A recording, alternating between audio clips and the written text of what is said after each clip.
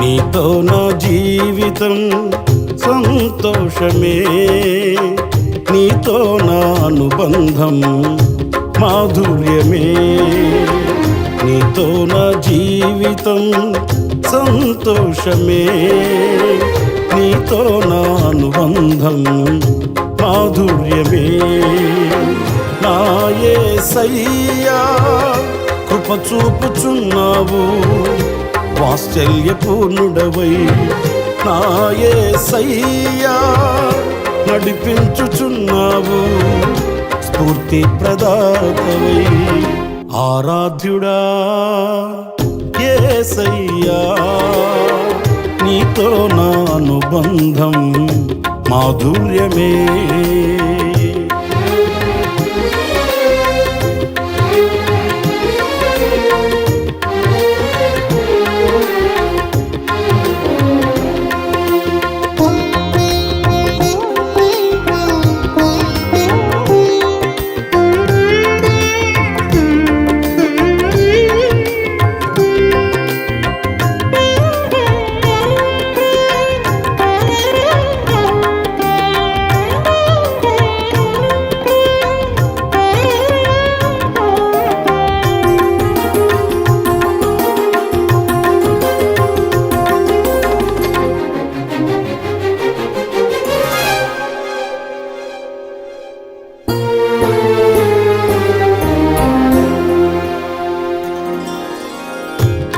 ఆకాశమందుండి ఆశీర్వదించితివి, అభాగ్యుడనైన నేను కనికరింపబడి తిని.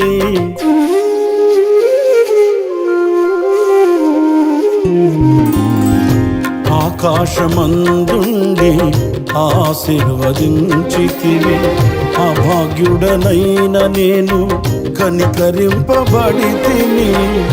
నీలో నిలుచుటకు బహుగా ఫలించుటకు నూతన కృపలతో నన్ను నింపుచున్నావు.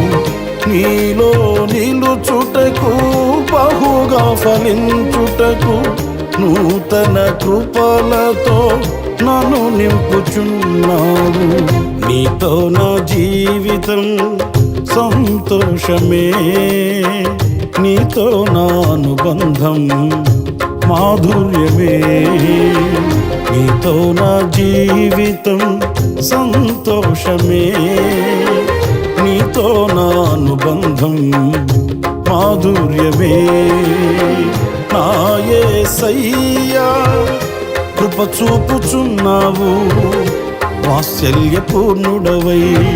నా యేసయ్యా నడిపించుచున్నావు, స్ఫూర్తి ప్రదాతవై. ఆరాధ్యుడా యేసయ్యా, నీతో నా అనుబంధం మాధుర్యమే.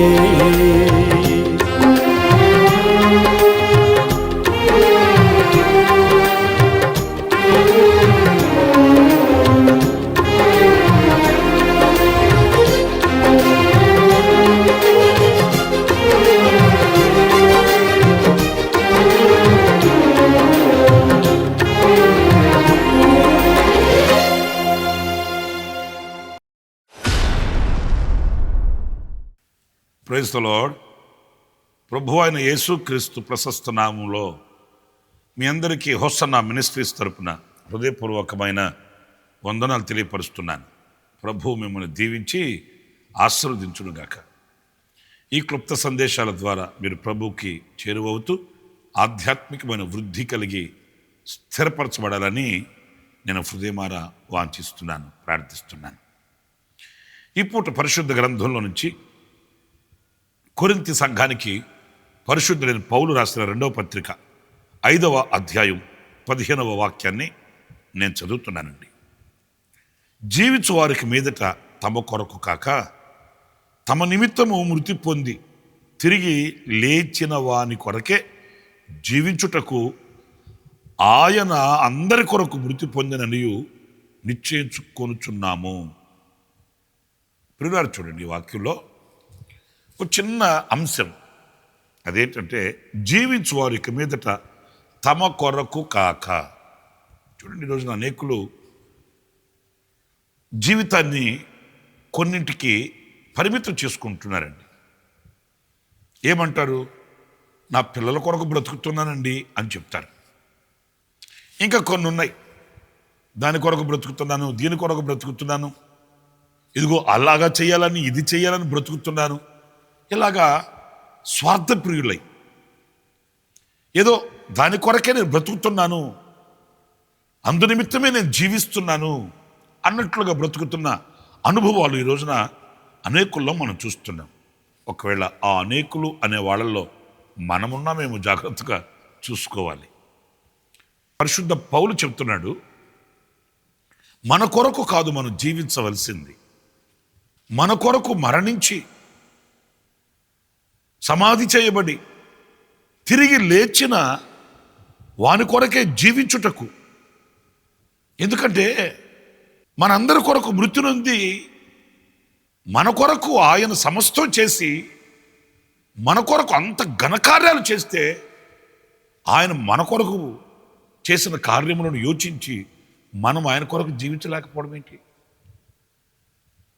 ఎవరైనా ఒక చిన్న మేలు చేస్తే మనం గుర్తుపెట్టుకుంటాం కదా. మరి మన కొరకు దిగి వచ్చి ప్రాణం పెట్టాడే, మన కొరకు బలి అయిపోయాడే, మన కొరకు సమాధి చేయబడ్డాడు, మన కొరకే మృతుడై మరణ సజీవుడుగా ఆయన లేచాడు. మరి ఇంత చేసిన ఆ దాతకు మనం ఏం చేయగలుగుతున్నాం, ఏమి ఇవ్వగలుగుతున్నాం, ఆయన కొరకు జీవించగలుగుతున్నామా అనేది మనం ప్రశ్నించుకోవలసిన అవసరం ఉందండి. మన శేష జీవితం ఆయన విషయం కావాలి. బ్రతుకుతున్న ప్రతి క్షణం ఆయన రూపమే మనలో మెదలాలి. జీవించుతున్న మన జీవితం ఆయనకే సొంతం కావాలి, ఆయన కొరకే జీవించాలి. కొందరు చెప్తుంటే నేను విన్నానండి, వాళ్ళ తీర్మానాలు వింటున్నప్పుడు ఆశ్చర్యం కలుగుతుంటుంది. ఏది జరిగినా, ఏమి వచ్చినా, ఏమి పోయినా వాళ్ళు ఒకటే చెప్తారు, నా దేవునికి ఇష్టం లేదు, నా యొద్ద నుంచి తీసేశాడు, నాకు దూరం చేసేశాడు, నా దేవుడు నన్ను ఆశీర్వదించి నాకు అనుగ్రహించాడు. ఇవి రెండే చాలామంది దగ్గర నేను వింటుంటానండి. ఇచ్చిన దేవుని ఘనత కొరకు, తీసేసిన దేవుడు ఇష్టమే, ఆయన సంకల్పమే, ఆయన ప్రణాళికే అన్నట్లుగా బ్రతుకుతున్న బ్రతుకులలో ఉన్న ఆశీర్వాదకరమైనటువంటి అనుభవాలు ఎంతో రమ్యంగా ఉంటాయండి. నేను ఇలా ఆశించాను, అది జరగాల్సిందే, ఇలా ప్రార్థించాను, అది ఇవ్వవలసిందే. నా కొరకు, మన యొక్క ఆలోచన కొరకు, మన యొక్క తలంపుల కొరకు కాదు మనం బ్రతకాల్సింది. మీరు యెషయా గ్రంథం 59వ అధ్యాయం 8వ వాక్యంలో చక్కటి మాట చదువుతారండి.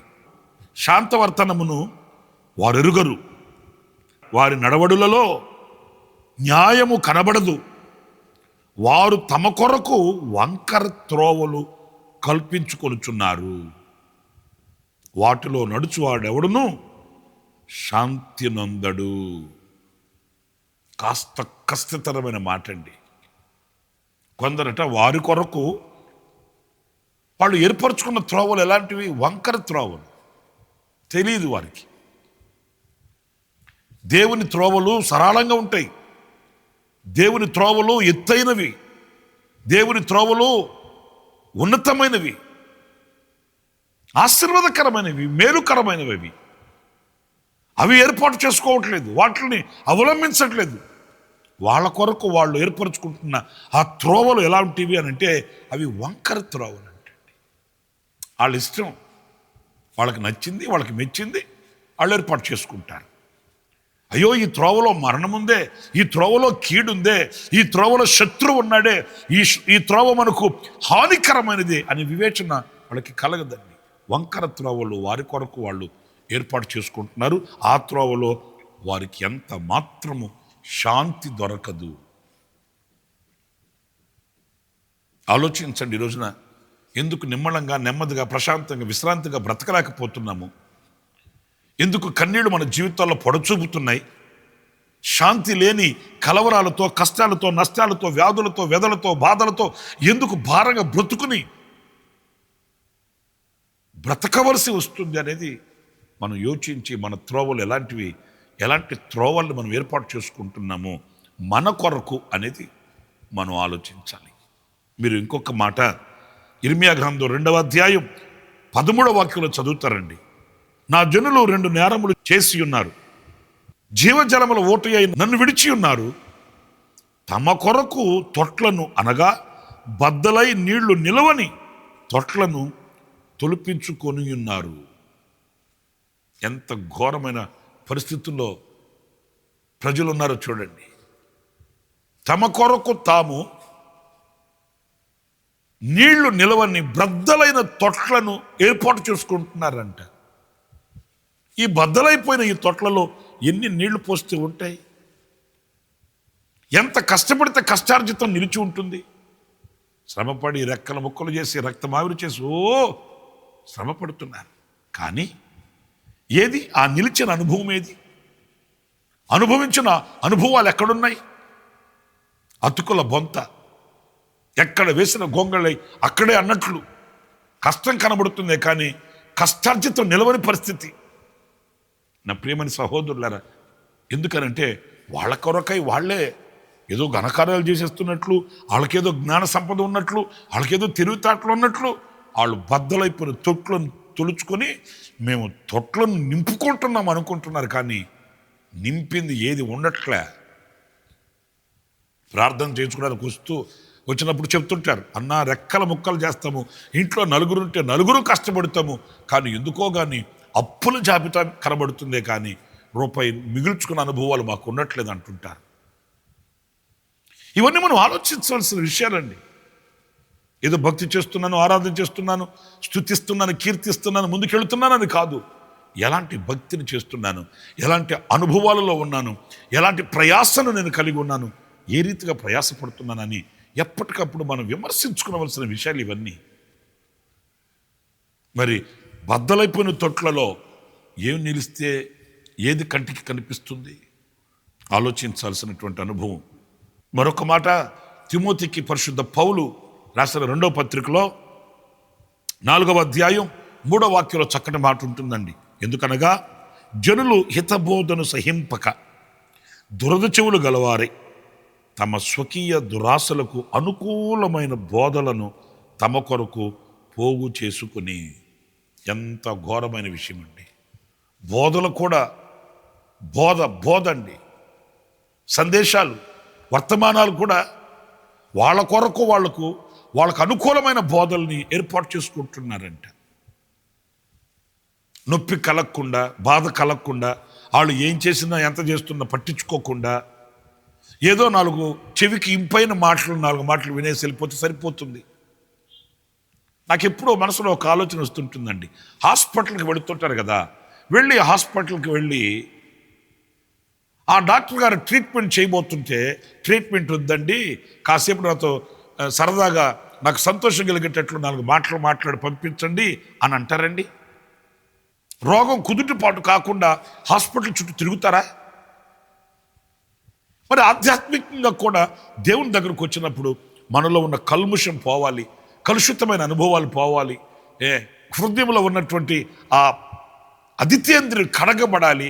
అలా ఎందుకు ఆశించము? ఎందుకు నొచ్చుకుంటున్నాము? తమ కొరకు తాము వాళ్ళకిష్టమైన బోధలు ఏర్పాటు చేసుకొని దేవునికి దూరం అయిపోతున్న అనుభవాలు ఎందుకు గుర్తించలేకపోతున్నారు?